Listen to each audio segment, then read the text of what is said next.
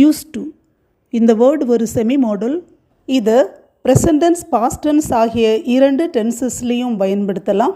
Present tense எடுத்தோன்னா ஒரு செயல் எனக்கு கடினமாக இருந்தது, இப்போது எனக்கு பழகிவிட்டது, இது எனக்கு பழக்கமாகிவிட்டது அப்படிங்கிற மீனிங்கில் இது வரும்.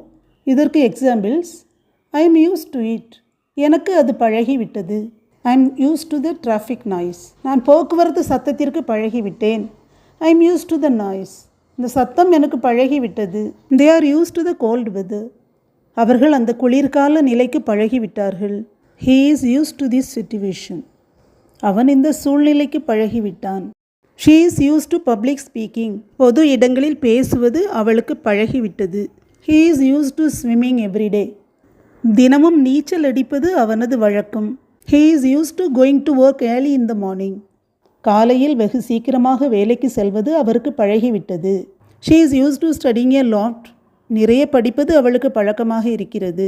He is used to working late, தாமதமாக வேலை செய்வது அவருக்கு பழகிவிட்டது. After years of living abroad, he is finally used to living without his family, சில வருடங்கள் வெளிநாட்டில் வாழ்ந்த பிறகு அவர் முடிவாக தனது குடும்பத்தார் இல்லாமல் வாழ பழகி கொண்டுள்ளார். அதாவது தனது குடும்பத்தார் இல்லாமல் வாழ்வதற்கு அவருக்கு பழகிவிட்டது. எனக்கு அது பழக்கமாகிவிட்டது, எனக்கு அது பழகிவிட்டது அப்படின்னு சொல்கிறதுக்காக யூஸ் டு ப்ரெசன்ட் டென்ஸில் பயன்படுத்தும் போது யூஸ் பண்ணலாம்.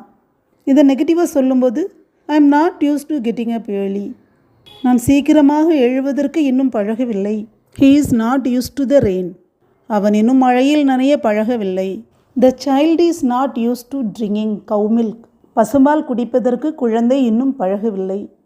Arun is not use to living without his family, Arun இன்னும் தன் குடும்பத்தார் இல்லாமல் வாழ பழகவில்லை. அதாவது தனியாக வாழ இன்னும் பழகவில்லை அப்படிங்கிற மீனிங் இது வரும். I am not use to taking a bath in cold water, நான் இன்னும் குளிர்ந்த நீரில் குளிப்பதற்கு பழகவில்லை.